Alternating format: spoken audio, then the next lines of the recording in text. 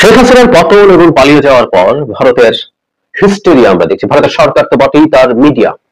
সত্যি বলতে ভারতের সরকার এবং মিডিয়াকে এখন আর আলাদা করার কিছু নেই। ভারতের মিডিয়াগুলো বহুদিন থেকেই, বেশ কয়েক বছর থেকেই ভারতেই গদি মিডিয়া বলে অভিহিত করা হয়, অর্থাৎ যারা নরেন্দ্র মোদীর কোলে বসা মিডিয়া।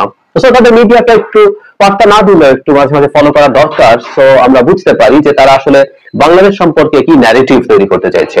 এটা কম বেশি ভারতের এস্টাবলিশমেন্টারি ন্যারেটিভ। সরকার অথবা ডিপ স্টেট কেউ না কেউ এই ধরনের একটা ন্যারেটিভ বাজারে ছাড়তে চাইছে। সত্য হোক মিথ্যা হোক, তাদের উদ্দেশ্যটা আমরা বুঝতে পারি।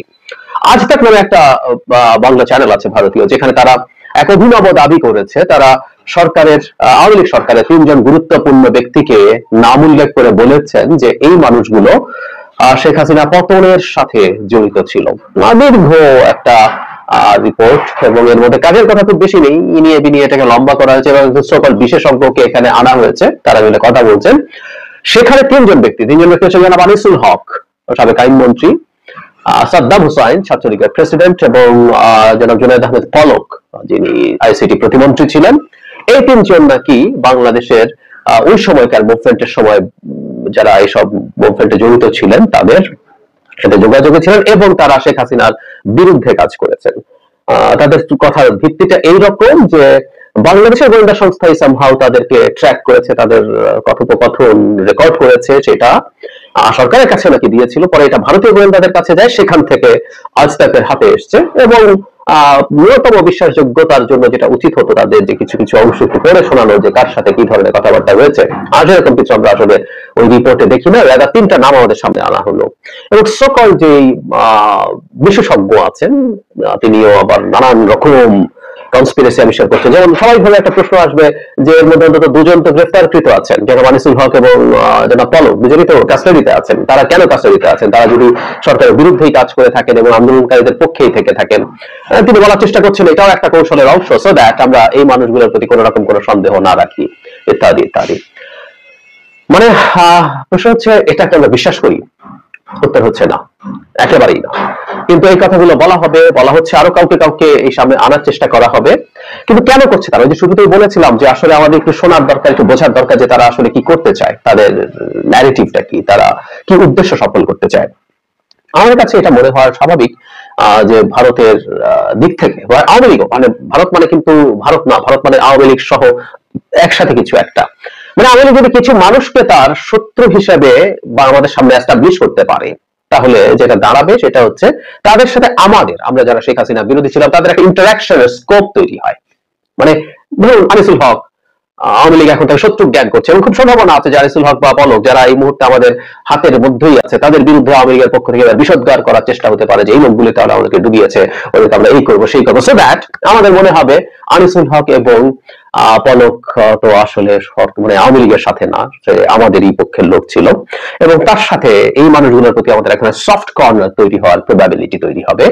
তারা ভাবছেন হবে কিনা সেটা ডিফারেন্ট আলোচনা। ঠিক একইভাবে আমি ধারণা করি এরপর আরো বেশ কিছু মানুষকে এভাবে ভিলেন হিসেবে আমাদের সামনে আনার চেষ্টা হবে গোয়েন্দা সূত্রের ভিত্তিতে বা অন্য কোনো না কোনো ফর্মে। এটার উদ্দেশ্যই হচ্ছে যাতে তাদের প্রতি বিক্ষোভ কমে আসে এবং তারা আস্তে আস্তে অপারেট করতে পারেন।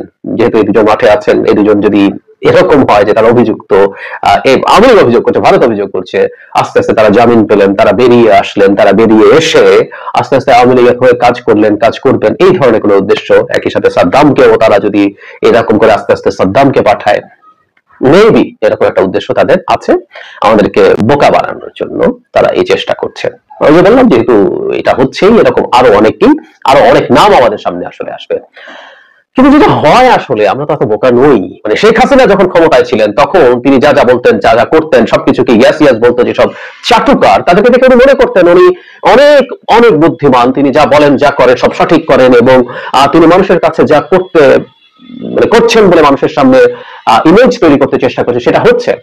এটা আসলে হচ্ছিল না। আমরা তার এই ফালতু মিথ্যে কেউ গ্রহণ করিনি তখনও, কিন্তু যে তার আশপাশে মানুষগুলো ছিল তারা মনে করেছিল এটার মাধ্যমে, তারা বলছে হ্যাঁ আপনি যা বলেছেন আপা এটা তো অসাধারণ হয়েছে, মানুষ তো সেই গ্রহণ করেছে, খেয়েছে, এসব তো বলে আশপাশে থেকে থেকে, কিন্তু হয় না আসলে, কিন্তু এই যেটা হয় দীর্ঘদিন এই ধরনের একটা ইকো চেম্বারের মধ্যে বাস করতে করতে শেখ হাসিনা নিজকেই অসীম ক্ষমতাধর মনে করেছিলেন।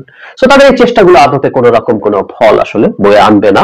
আমরা যথেষ্টের বেশি স্মার্ট, যথেষ্টের বেশি স্মার্ট, এবং এটা আসলে শেখ হাসিনার বোঝা উচিত। কারণ শেখ হাসিনা তার উন্নয়ন, তার ওটা, তার সেটা, তিনি দেশের জন্য জীবন দিচ্ছেন, তাহাজ্জুদের পর থেকে ঘুমানোর আগ পর্যন্ত তিনি দেশের কথা ভাবতে থাকেন, তিনি সকল বঙ্গবন্ধুর স্বপ্ন পূরণ করার চেষ্টা করছেন, তিনি উন্নয়ন করছেন, কিন্তু মানুষ সেগুলো খায় নাই।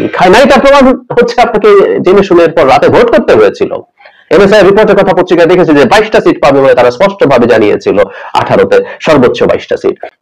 সেগুলো তো আমরা খাই না, আমরা খাইনি।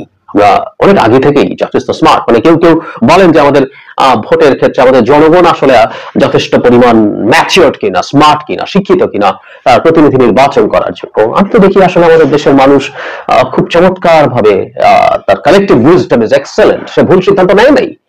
আওয়ামী লীগ যত কিছুই করুক না, 18তে যদি টাকা দিয়ে সয়লাভ করে ফেলতো মানুষ কিন্তু সঠিক সিদ্ধান্ত নিত।